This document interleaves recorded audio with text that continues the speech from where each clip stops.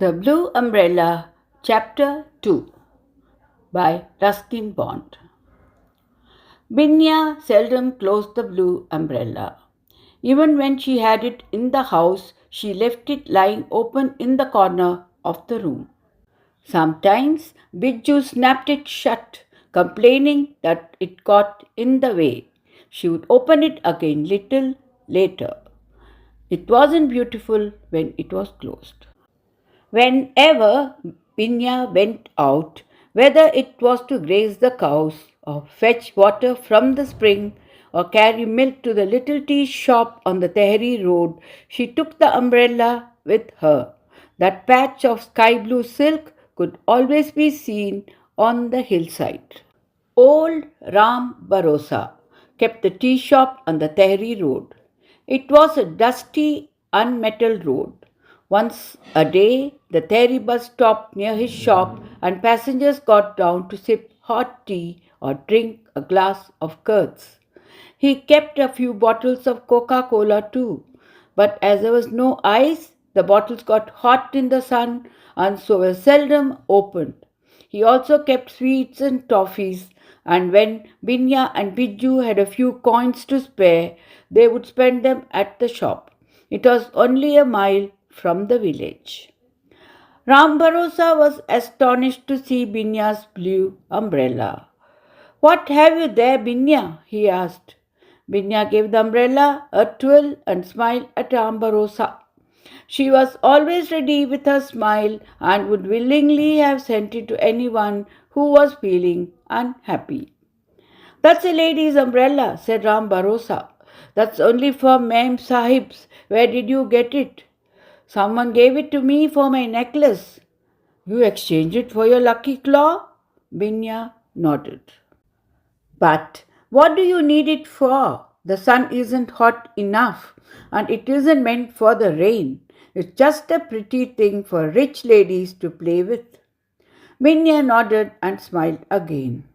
Ram Bharosa was quite right. It was just a beautiful plaything, and that was exactly why she had fallen in love with it. "I have an idea," said the shopkeeper. "It's no use to you, that umbrella.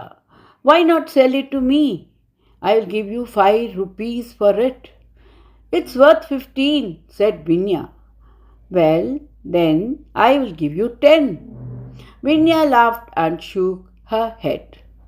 12 rupees, said Ram Bharosa, but without much hope. Binya placed a 5 paise coin on the counter. "I came for a toffee," she said. Ram Bharosa pulled at his drooping whiskers, gave Binya a wry look, and placed the toffee in the palm of her hand. He watched Binya as she walked away along the dusty road. The blue umbrella held him fascinated, and he stared after it until it was out of sight. The villagers used this road to go to the market town. Some used the bus, a few rode on mules. Most people walked. Today everyone on the road turned their heads to stare at the girl with the bright blue umbrella. Binya sat down in the shade of a pine tree. The umbrella, still open, lay beside her. She cradled her head in her arms, and presently she dozed off. It was that kind of day, sleepily warm and summery, and while she slept, a wind sprang up.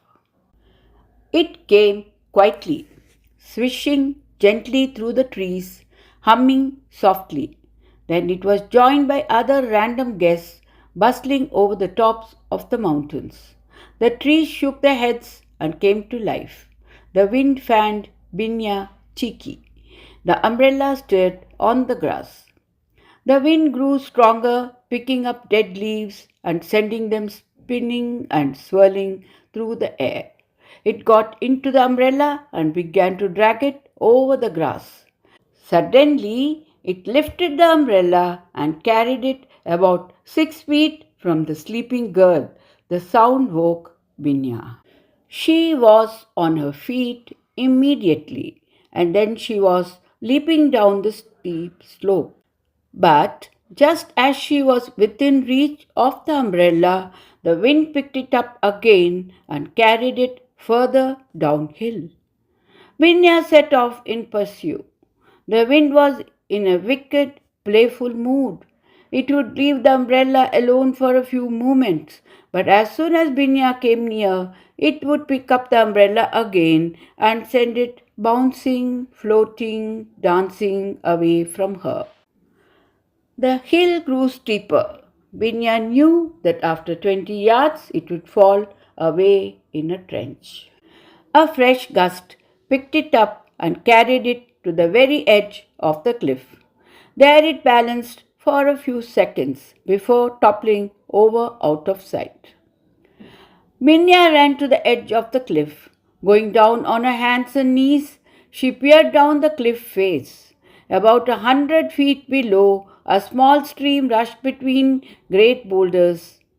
Hardly anything grew on the cliff face, just a few stunted bushes, and halfway down, a wild cherry tree growing crookedly out of the rocks and hanging across the chasm.